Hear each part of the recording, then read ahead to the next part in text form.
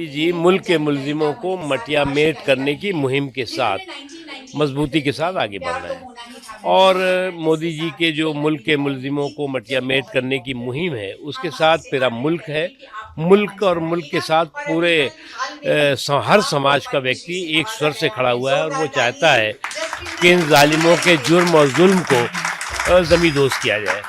और मुझे अफसोस होता है कि आज जब पूरा देश एक स्वर से एक बात कह रहा है, उसमें कांग्रेस पार्टी या उससे कुछ जुड़े हुए लोग जिस तरह की घृणित और जिस तरह की घटिया बातें करते हुए दिखाई पड़ रहे हैं, उनकी मोदी बैशिंग की सनक भारत बैशिंग का साजिश का रूप ले ले तो देश उन्हें। So watching the video.